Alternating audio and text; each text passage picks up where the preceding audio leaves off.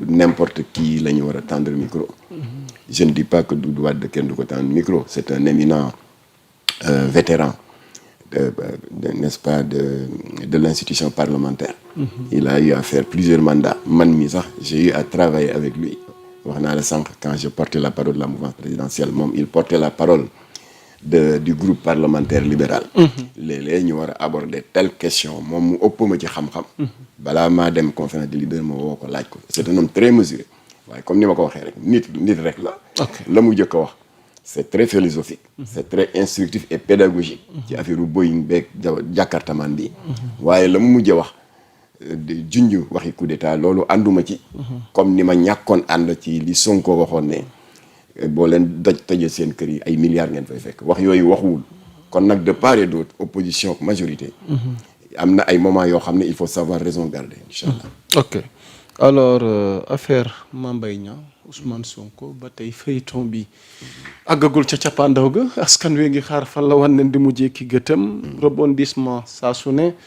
alors ba fi nu mujj ba ci ay sorties avocat am ak yeneen plainte yi mu jibal à travers ses avocats. ci ndoddu Ousmane Sonko. waaw loolu day moom kii la rek. waaw bataille judiciaire bi daal mi ngi dox di wéy. c'est de bonne guerre. ok voilà ñaari mbër bu ñu nekkee ci làmb ji ku nekk ak say feem rek. ndax ku nekk bëgg nga d'une part ñu bañ la roof galgal daaneel la. et d'autre part nga fexe aussi ba reprendre le dessus c'est de bonne guerre. Mame Mbaye Niang aussi est dans ses droits parce que ku ñu tuumaal ne da nga luubal 94 milliards. say mbokk ak say xarit 29 milliards ci Prodac bi waaw. 29 pardon. say mbokk ak say xarit ak say àndandoo ak te partenaires extérieurs di ko dégg. dana bari lu muy ternir ci sa image en tant qu'homme politique. kuñ ko mënoon ci def muy Sonko muy yow muy man di nga jóg pour laver ton honneur. voilà kon nag dañu nekk ci dëkk yoon boo xam ne kenn amul droit fajal sa bopp. parce que dans un état de droit nul n'a le droit de se faire justice soi-même mu daal di jël li ko yoon may. voilà yoon nag daf lay may yow mi tuumalaate 10 jours pour nga indi preuve que lii nga tuumal waa ji am na 10 jours yi jeex na indiwul preuve alors yoon dégg naa nag ci beneen spécialiste mooy sa naataango l'excellent Daouda Mine nee na même par la suite boo indee preuve te fekk 10 jours yi passé na alors loolu dafay caduc kenn du ko mën a considérer comme élément nouveau voilà kon foofu la yëf yi waroon jeex waaye xam nga par la suite introduire nañu recours ñu daan leen ñu introduire leneen ñu daan leen. mais élément nouveau am na parce qu'il détient. il dit détenir. waaw na ko joxe mu jeex tàkk ñëpp noppalu ko yow nga noppalu ko man ñëpp noppalu ko. parce que ce feuilleton là les gens en ont marre pour utiliser une expression de grand place terre à terre. ok alors léegi nag ñoom dem nañ bay passer à l'action daal di buter sur un obstacle nee nañ waaj a këram daf ko foog muté ko. waaw bu dee tu as rien fait. looy muté ay kër toogal rek ne li ma wax am na li ma wax am na n'est-ce pas nañ ma kii non moom moo ko wax waaw moo ne de sama kër la ñu bëggoon nangu léegi dama ko mujjee def si sama turu njaboot et cetera moom moo ko wax moom Sonko vidéo yaa ngi ci réseaux sociaux yi waaye ñii tamit daal di contre-attaquer def ay gëstu ba xam titre foncier bi lan la daal di saisir nag service de la conservation foncière ne dindi ko parce que dafa nekk une mutation frauduleuse d'un titre foncier. ci bataille boobu la avocat Mame Mbaye Niang nekk. ñu ngi xaar nag lan la autorité foncière yi di tontu voilà bu ko defee nag kon nit ñi doyal nañu sëkk ci. yow noo ko jàngatee. suite ni ma ko jàngatee daal nañu moytu ci fait nouveau yi nga xamante ni dolleeku na ci ñële sax nee nañ est-ce que du daa bañ a fay 200 millions yi. waaw boo dee defoo dara. bu dee li nga wax am na. mais génne ko. parce que gis naa ko ci benn point de presse mu ne gis nga rek kii baa ngi nii de les gens sont à des kilomètres de l'écriture mënuñu ko lire waaye mu ngi nii nga jëkkoon na fi wax ne mu ngi ci sama téléphone. mujj gi mu ne ci internet laa ko gisee. léegi génne na ko nee na mu ngi nii waa joxe ko jox yaa Moussa copie jeneen ñëpp a gis ko mu jeex Mame Mbaye Niang fu mu xam jëm fa waaye nag lu ko xam ne saful yàpp saful jën. bras de fer politico-judiciaire boo xam ne saful jën saful yàpp finalement ça fait perdre un temps énorme au pays waaye heureusement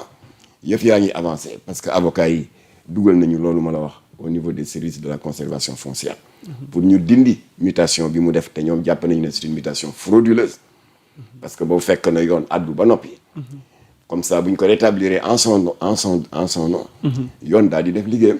bu fekkee li Sonko wax am na Mame Mbaye Niang citoyen la comme tout le monde li yoon wax ñu teg ko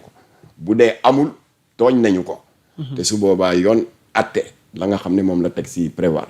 ci wàllu yàq deret ak diffamation boo xam ne indiwuloo preuve alors ndax dossier bi am na lu mu ko xañoon ndax mën nañoo rafet njortu ci moom Ousmane Sonko par rapport ak suite dossier bi ci élément nouveau bi fu fekkee procès waaw révisé nañ ko waaw ndax naru ko indiwaat yeneen gàllankoor sur le plan politique yooyu yëpp ci moom la dépendre rek nee na am na preuve yi na ko joxe yëf yi jeex mu daal di valider waat son éligibilité parce que diffamation non il est éligible quand même Ousmane Sonko kenn du sikk sàkkal ne man de du ma juriste waaye ak li ci juriste yi analysé maa ngi ba ci élection yi jàll bokkoon na ci non liste élection yi jàll législative la kooku ki am le dernier mot c'est le ministre de l'intérieur ok ñu bare ngi sikki sàkk sax ne waru koon kii accepté mais recours est-ce que recours amoon na tamit ci opposition bi waaw ñoom tamit ils ont fait preuve de sàggante alors bii c'est différent présidentiel la ñu jëm ok c'est le conseil constitutionnel qui a le dernier mot et non Jean-Baptiste Tine ministre de l'intérieur comme c'était le cas pour les législatives kon c'est deux situations totalement différentes alors bu ko defee nag léegi est-ce que dana lii du ko gàllankoor ci affaire candidature am ci loxoom la dépendre bu dee la muy wax am na 29 milliards yi mais na ko génnee ñu def ko facsimilé génn ko ci comme man waxoon naa fi ne état Sénégal dafa reconnaître 9 associations góor jigéen ci nguuru Ablaye ñu woo te boobu fa laa newoon ñu woo la ma ne nguuru Macky Sall reconnaître na 7 plus 9 ça fait 16 associations d'homosexuels et de lesbiennes qui détiennent de manière illégale des récépissés de reconnaissance officielle te état di tiitaroo naan non l'article 319 rejette les unions contre nature ba pare nga reconnaître leen xam nga récépissé carte d'identité la rek. mais dañ la woowoon Mame Matar. fa laa jëm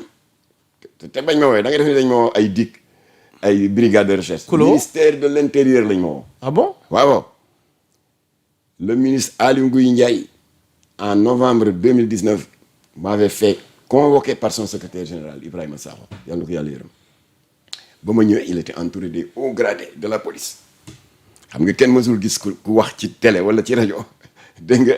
au lieu ñu woo la DIC au lieu ñu woo la section recherche au lieu ñu woo la cybercriminalité waaye patron wu ñooñu ki leen yilif moo ma woo alors ba ma ñëwee mu ne ma waaw bon yàgg nañu gis ci télé yi ci rajo yi ngay wax ne que état dafa reconnaître ay association LGBT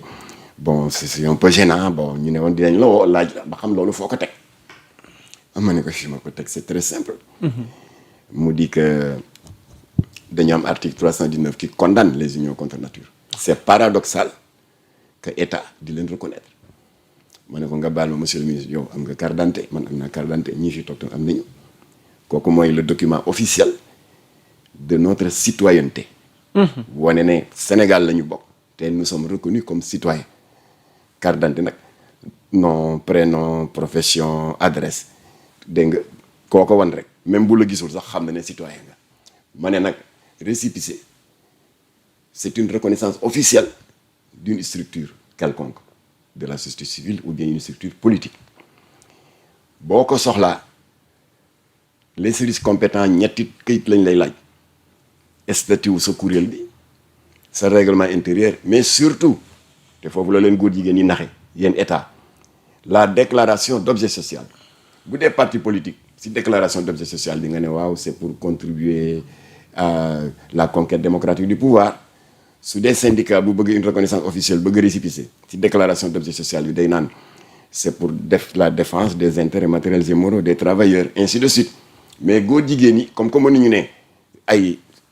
association LGBT lañu ce sera flagrant nañu contourner affaire bi dañu ne waaw dañu créer mouvement bi pour aider les personnes du troisième âge oui wala pour soutenir les malades du sida effectivement ce fléau fait des ravages dans leur rang parce que je ne sais pas si tu le sais waaye le Sénégal sur le plan global dafa am un des meilleurs taux sinon le meilleur en Afrique de l'Ouest en termes de prévalence parce que OMS ci boppam moo wax ne yëf yaa ngay takkarnaase Afrique centrale fa ngay gis ay taux de prévalence de 17%, de 25%. maanaam téeméeri citoyens yooyu jël 25 yi am nañu jàngoroy sida ainsi de suite waaye bu ñu ñëwee Sénégal li leen yéem mooy amuñu sax 1%, 0,9%. te bu yàggul évolué na à 0,7%. ci nguuru Abdoulaye Wade la OMS décerné benn statistique à l'état du Sénégal ne ko c'est quoi votre secret alors que sida baa ngi def ay ravage Sénégal 1% sax amu fi Abdoulaye ne ko suñu chance day fii diine daf fi sax. Les valeurs morales sont tout le temps mises en exergue à l'occasion des cérémonies familiales, des cérémonies religieuses, etc. Alors kon finalement ba ñu fabee góor jigéen yi bien que Sénégal am na un taux très honorable wax naa la ko léegi de 0,7%, mais ba ñu foree la communauté LGBT berlin le taux de prévalence est de 27%. C'est-à-dire téeméeri góor jigéen yoo jël 27 yi am nañ jàngoro kon nag ñoom aussi bi ñuy def seen déclaration d'objet social pour être reconnu loolu la ñuy jël taafantaloo ko. ok daal ni waaw c'est pour les aider pour pouvoir accéder facilement aux médicaments antirétroviraux. Alors ma nekkoon ministre bi des déclarations aussi humanitaires. Ministère de l'Intérieur boo dem dans le monde wax ko jox ko sa déclaration d'objet social. ak documents yi ci war a ànd les yeux fermés mu jox leen récépissé. ma ne ko foofu la leen góor jigéen yi jaar ba nax leen. Il m'a posé une deuxième question nee ma waaw d'accord mais man fii novembre 2019 bii ñu ne mooy sama 3e année comme ministre de l'intérieur wax dëgg yàlla mosuma gis benn demande benn sollicitation d'une structure quelconque bëgg récépissé ne ñoom ay góor jigéen lañ ma ne ko duñ ko wax naa la sànq ne dañuy làqatu en faisant une fausse déclaration d'objet social kon loolu exemple bu ma la jox la pour wane ne c'est important nit ki boo waxee dara xam nga dama tuumaal état bi ñu tuumaal ma indi preuve mu ne waaw est-ce que vous pouvez me donner des preuves ma ne ko biñ may woo suñ ma waxee ne li nga may doyee dana la indil 1 tonne de documents léegi ce qu'on va faire da nga may jox sa adresse email bu may egg di la ko balancer ba yónnee la sax loo ma laajul mais en attendant comme que dossier bi dama ci yàgg di liggéey am na yu ma jàpp suma xel bindal mu ne waa bismillah ma ne ko première association góor jigéen bi fi ëpp doole te yéen état Sénégal yéen a ko reconnaître mooy AIDS ki ko jiite kan la président ba Diadji Diouf à la tête de 650 membres góor jigéen ak lesbiennes numéro de récépissé 15 444 signé cacheté et validé par qui? Par la DGAT, la Direction Générale de l'Administration du Territoire du ministère de l'Intérieur. ma ne ko bindal beneen ci yema jàpp suma xel. ok maman prudence. ku ko jiite kan la Jamil Bangoura. numéro de récépissé 12 345. signé délivré par qui? La DGAT. moom laa ko topp di ko topp ba ci góor jigéen yu jigéen ñi. ok mu di sourire de femme bi soxna soosu ñu naan Ndeye Kébé jiite woon alors kon. ci la ñu waaru. ndax dañ def noonu dama def déclaration en l'air rek. ok daal di ne Prodac 29 milliards la waa ji def. am na solo alors ginnaaw gi nag jur la njëriñ. waaw et je termine par cette phrase là. non dafa am lu ma ciy dolliwaale rek parce que 2 minutes rek nga xalaataale ci même sujet bi ndax ba tey jii nii mbirum homosexualité au Sénégal ak nouveau régime bi xamuñu fu wan di mu jëkki gis nga ko de te ñoom moom la ñu doon campagne kenn sosalu leen yéen a sàcc suñu thème de campagne ko Macky Sall dafa am agenda góor jigéen ba maa ngi gis barka démb ci réseaux sociaux yi benn minibus bu ndaw pendant la campagne quoi dans une ville sainte que je ne veux pas nommer yokk micro yi volume top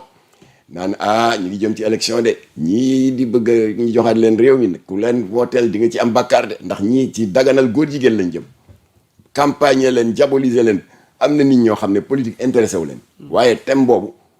ba ñu leen waxee ne ñii dañu bëgg a daganal góor jigéen te ñii am nga ci part de responsabilité est-ce que yéen du ngeen jéggalu Macky tooñ nañ ñëpp est-ce que lan du ngeen jéggalu Macky yow am nga ci part de responsabilité man kay te ba tey fi mu ne ni combat bi ba tey dal naa ci kaw bu weesoo ay wax ak ay promesses rien n'est encore acté lii Jamra def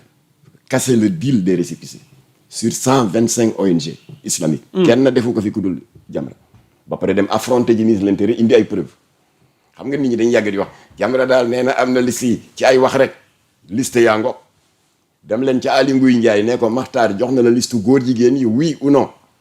benn waaye ne ma waaw lu tax indiwoo ko ci réseaux sociaux yi ma ne ko ban njariñ ngeen may amal bu ma ñëwee taf ko ci réseaux sociaux yi dudul ku ci nekk rek jël ko def ko statut daal ne hey góor jigéen yaa ngi de gis nga diwa ngi si diwa ngi si diwa ngi si ban njariñ. Alors ña nga xam ne ñoo leen jox de manière illégale ay récépissés qui sont des responsables de cette situation en première position ñooñu koy laay waxal. Alors bu ñu jógee ci jataay boobu ma def point de presse ne état bi da doon wax ne Jamra amul liste association góor jigéen yi état reconnaître alors daal di leen nettali li ma la nettali alors ma ne leen léegi nag jur na njariñ moo tax ñu wootee point de presse bi ma ne ko yéen a ko déggandoo am na kàngam bu mat ministère de l'intérieur ñu di ko wax Ahmed Fadel Kane c'est le directeur de liberté publique def na une déclaration verbale et écrite ci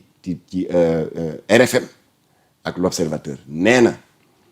ginnaaw bi ministre de l'intérieur recevoir waa Jamra yi ñëwoon doon naqarlu ay récépissés yi ñu jàpp ne état daf ko jox borom ñaari tur yi ce qui est paradoxal par rapport à l'article 319 bi xaraamal mbirum góor jigéen alors léegi jot nañu ndigal pour ubbi ab l'enquête ba xam ku leen ko jox ak lu tax ñu jox leen ko waaw léegi nag comme que dañ doon wax ne Macky Sall dafa porter agenda góor jigéen je suis d'accord récépissés yi ci agenda góor jigéen yi la bokk je suis d'accord Sonko wa nee na Macky dafa porter agenda góor jigéen je suis d'accord parce que PGA parlementarium xaw ma lan global je ne sais plus je me souviens plus de la traduction mu di benn kuréel bu askano ci Nations Unies am na ay parlement yu fa adhéré yabal fa ndaw yu leen fa toogal seen liggéey te kenn sosalu leen moo nekk ci seen plateforme seen mémorandum mooy protéger dégg nga protéger ak xawma lan ak lan les LGBTQ plus waaw léegi Sénégal am na fa ay am na fa une représentation parce que Assemblée nationale du Sénégal fa la bokk loolu Sonko wax na dëgg agenda góor jigéen te nguuru Macky Sall moo ko doon porté dëgg la léegi ñoom ñëw nañu 2 ans ñu ngi porté cet agenda góor jigéen parce que supprimer wuñu la participation du Sénégal au parlementaire PGA mu ngi fi ba tey nguur gi itam supprimer wuñu 16 récépissés góor jigéen yi mu ngi dox ba tey kon dañ nekk dans la continuité mu ngi fi ba tey l'agenda est plus que jamais actif dans ce régime comme dans d'autres régimes d'accord woon naa ngeen dénoncé ko waaye léegi ñëw ngeen dindi leen ko parce que la criminalisation c'est à part tey nañ teg criminalisation yi foofu agenda bii dox ci régime bi